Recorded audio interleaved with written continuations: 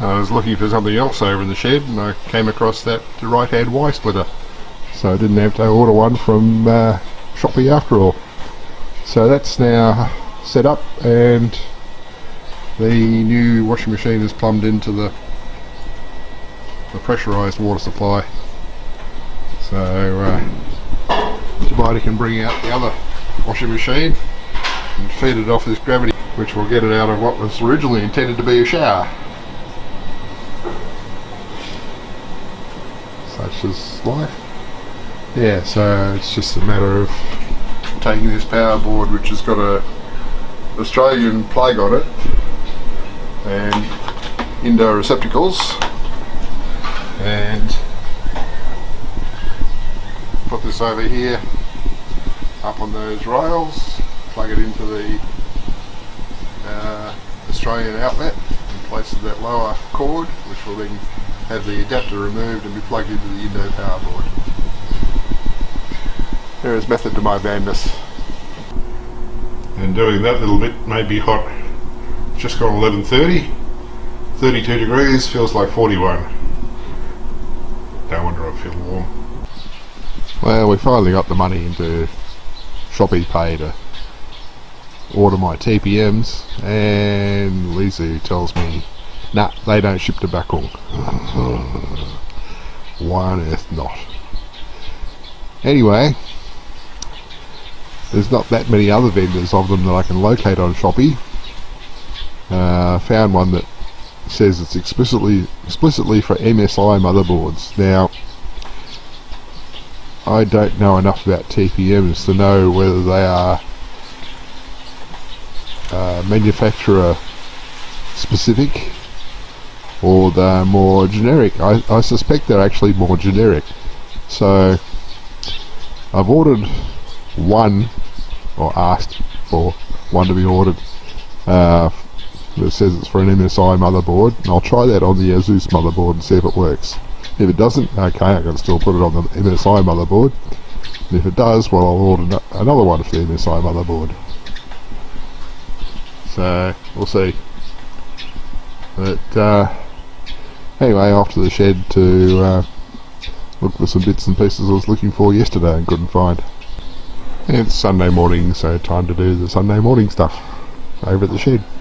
Sometime I'm going to wash that bird shit off the floor there and see whether it comes back, because we may have got rid of that guy. That may be him up there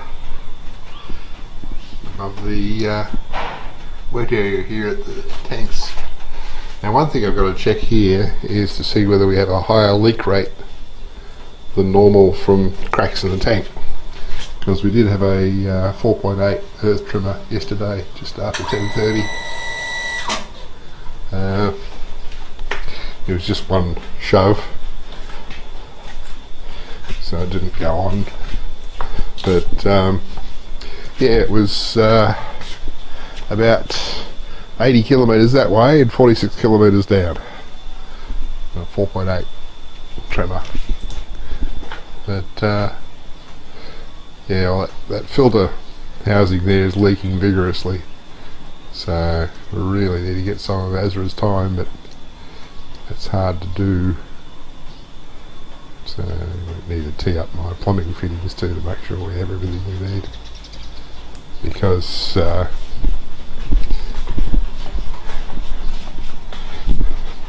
may not be able to get this to come out easily. My thinking was that what we can do, turn this off,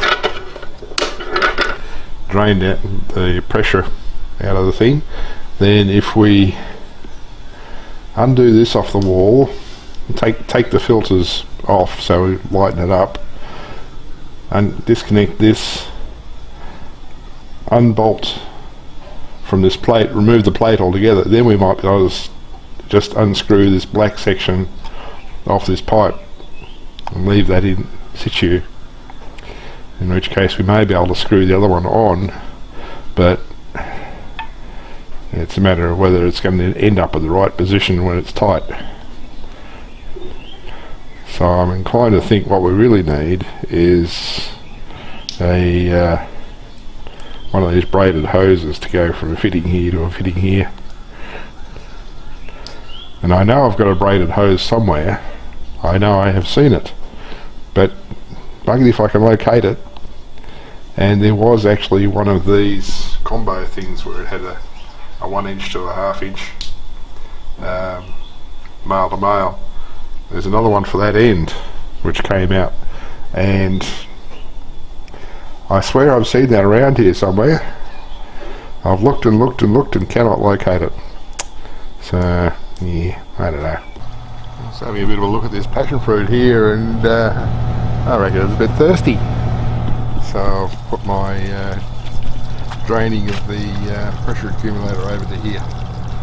Give this thing a bit of a drink. Thought I'd show you a few cracks while I was here. That one was there before yesterday's tremor, as was that one, and that one, and that one, and that one, and that one, and that one.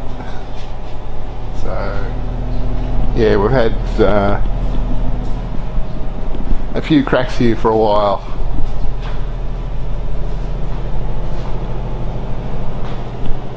Got them on the other wall over here as well. We don't have them on the east and west ends, but we've got them on the south and north ends, sides. So yeah, that's at the edge of the window, over the centre of the window, between windows,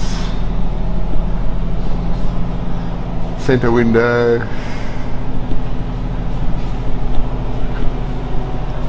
and centre window, and below window, and that crack in the bench there, that might be new. Maybe that one. I don't think I've seen those before. And those two cracks. But there's concrete reinforcement in those benches, so they're not going to fall down. Yep, a few cracks there that I haven't seen before. Well, it's what you get in Indonesia. It's a bit shaky.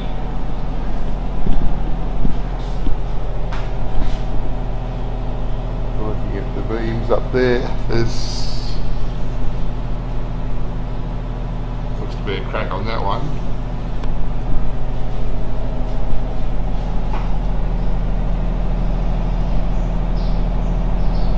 It's the only crack I see up high.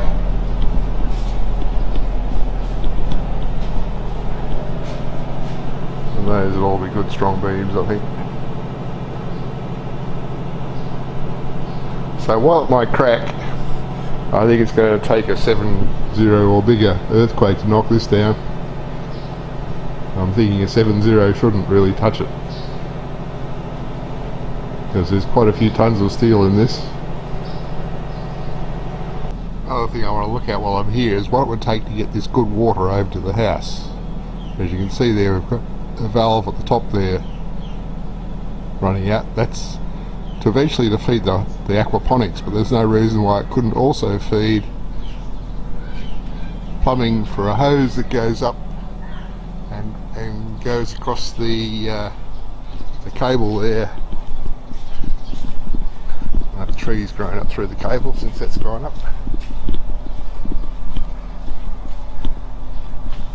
But tying a hose to that cable would be a bit challenging. But what I'd really like to do is have it come and divert off like the power cable does, which I don't know if I like that rubbing against that end there, but have a water hose go in to this back kitchen. So we can have a tap in here. Is that open? No, it's not. Okay. So we're going to have a tap in there where we can get good water directly from the shed. Because the water out of the well at the house here is salty. The water out of the bore in that pump shed there is less salty. And Jubaedah says it's actually fairly good. So we should be using that instead of the stuff from the bore that tips into the well. plumbing, all too complex. So the trick would be come through the end wall of the kitchen here and have a tap either on the wall there, or we can't really shift all this stuff down readily. Would have been nice perhaps to have had it over the bench there so you could fill vessels readily, but maybe just have another stand of some kind here with the tap above it so you can pour water in. Yeah, something more to think about. There's always something.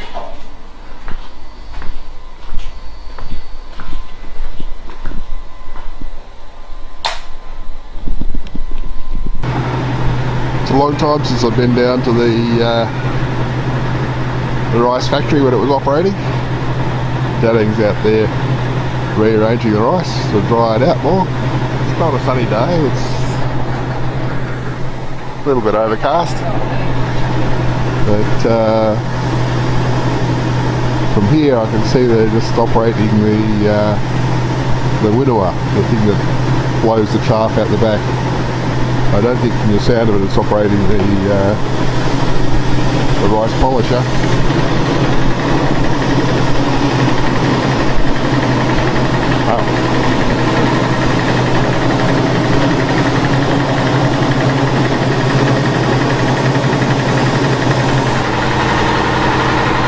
So you can see how the dust gathers up in the spider webs. It's very interesting.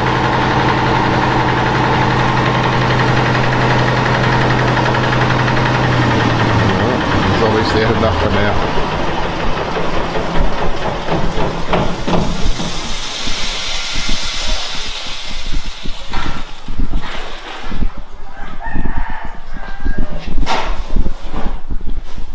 Now I was told the genset was actually still down here somewhere, which I certainly don't see. Making good use of this leftover packaging from the solar panels.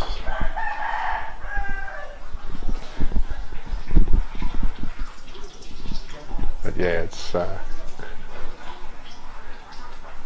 very interesting decorations.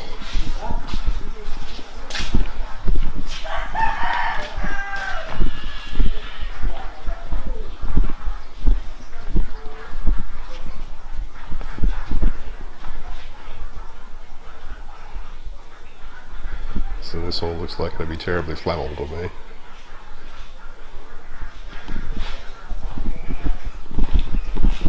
Lisa. Hello.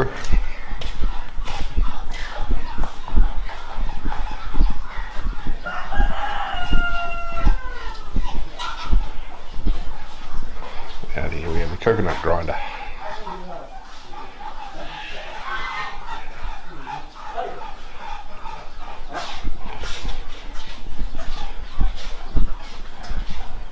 So no sign of the genset. So the winnowing pile at the back has grown so high that they're bagging it up. So we've got quite a team here. Yep, they're happy about it. That's good. Turns out that was hidden underneath. Okay. Good. That other Y connector arrived that I ordered from Shopee. So I cut a piece of hose off the end of one of the reels, and it leads across here now into Jubaedah's tub, so she can actually get water in here quicker. That tap there is gravity feed from the lower tank over there, so you can see there's not a lot of height differential there. There's basically 2 meters of gravity feed versus this one. The gravity feed pressure wasn't enough to drive that washing machine from Melbourne or the dishwasher. They expect to have water with a bit of pressure behind it. So given that we put the pressure pump in for those, which also helped with the bathroom, we have pressurized water here, and that comes out much quicker than gravity feed. So that's what I did yesterday. Not much, but at least I did something. I try to do something useful now and then. The other thing I've been plotting and planning is how we get water from the shed across to here into this back kitchen. And I'm thinking that we could probably do a pipe in, like that power cable comes in over there, run a water pipe across over the top of this fence, down across the back of the clothes dryer, which hasn't been used, along the top of these tiles and in through here to the sink on the other side. So it'd come in through the wall above the tiles there, so we don't have to drill holes through the tiles, and come down to a tap over the sink here. I thought about just doing it through the wall at the end there, but no, you need a drain underneath it so that if it's dripping you don't end up with a puddle. And over the sink is the obvious place to have it. So I'll think further on how that's actually going to be achieved. And of course I'll need Asra's help with that, as I do with this bit of plumbing here. Looks like we're down to about 9,000 litres in the back tank.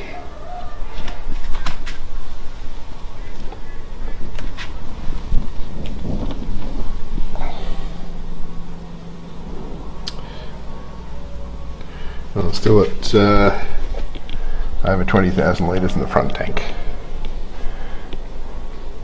So 29,000 litres, yeah, I think we've got enough water to get through for a while. Yeah, look at these lengths of screw together,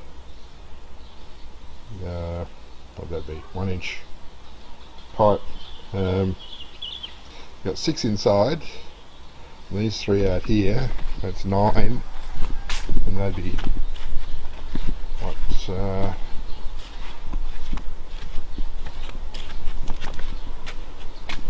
3 metre lengths maybe, so 27 metres. Would that be enough to get from there to there? Maybe. I'll have to measure it out. But it'd be good if we could just recycle that rather than having to buy new stuff. Because if we bought new stuff, I would look for a smaller size. Like you can see, we've got the, what's that, would be 3/4 19mm there. Maybe a lot lighter hanging on my steel cable that reaches across there. The steel cable will stand up to a greater weight, but I'm just concerned about the attachment points where the steel cable bolts onto the back wall. Wouldn't want to rip that off. I've been telling myself for some time that I should write up a manual on how to operate the stuff around here in my absence. I wrote a house manual for the house in Tullamarine that took me quite some time, but eventually it was about 130 megabytes and 67 pages with lots of photos illustrating how to do different things and pointing out the stuff that would be a bit hard to figure out otherwise. I should do the same for here. Haven't got round to it yet. Got the best intentions, but haven't moved on it. But what I did do this morning was write up a plan for improving some plumbing things around here, saying okay, the things that need to be fixed are the filter system over at the shed,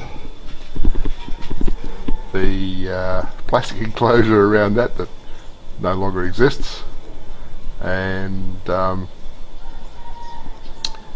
was something else.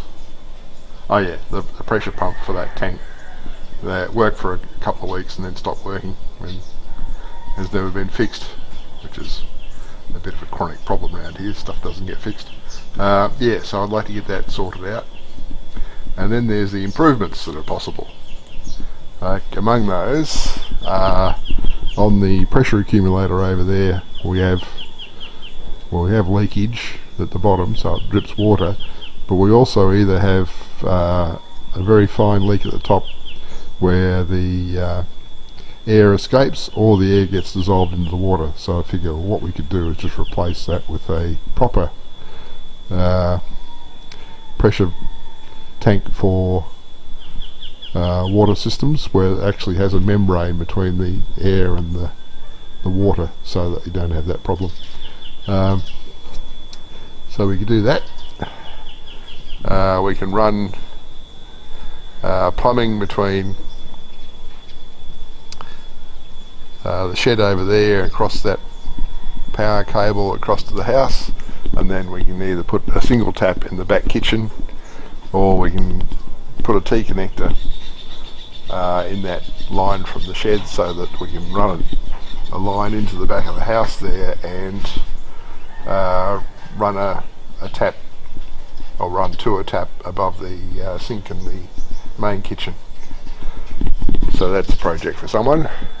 Another project is, we have this bore that we put down in here, hoping to get good water from that, but their bore didn't go down far enough, and they stopped at 105 metres and then pulled it out because it wasn't any good.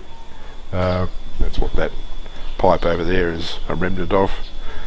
But the water in here is still much better than the water in the well at the back of the house here, because there is actually a bore beside that well that goes down 40 metres, and at the bottom of the well there's a small pipe that goes across, and it just has a trickle coming in from that bore, but it's very salty. So that helps to the corrosion situation around here with everything rusty. So what I would like to do is, I would like to have the water from this bore go to the well, so that the water doesn't trickle in from the bore down the bottom. There's enough water pressure above to keep the water less salty, and then the water gets pumped from that well up to the tanks, so what's in the tanks will be less salty. To do that, what we need to do is come across, have a pipe that comes across through this drain underneath the road here, then up, across, down, then down through the wooden lid over the well, and down perhaps about 6 feet or so, 2 metres, to a float valve. And then connected to the output of this tank, have a valve, and because we can't just start a siphon with a pipe full of air, put a T connector in the pipe that runs between the pump and the tank, and a couple of valves on it, so that we can turn off the water to the tank, turn on the water to the pipe that runs across to the well, and turn on the pump. And then when the water's running into the well, we'd say, okay, we've got water in the pipe now. So what you do is you turn off the pump, turn off the valve that goes between the output of the pump and the line to the well, and turn on the valve that goes from the output of the tank to the line to the well, and then it should just siphon that tank down. If it empties the tank, we'll get air in the line again, but we know how to restart it. And if it doesn't empty it out, well, all good. I don't know whether there's a float valve on that pipe into the tank or not, or whether it's just turn on the pump when you need it. But either way, we can make this work. And the other enhancement would be our that biscuit tin that's upside down there. That's over a hot water recirculation pump, 12 volt pump, and there's a couple of solar panels there which power that supposedly. I don't know how much sunlight they're getting currently, but that was working quite well until we stopped getting the warm water from the back tank. So I'm thinking, okay, well, it was good, but it could be better, so I'd like to put an extra 10 or 15 metres, or maybe even 20 metres of black poly pipe up in that roof to heat the water and confirm that that pump is actually working. I have a spare pump, and I have additional solar panels if necessary. That said, it's Friday, so time to do an upload.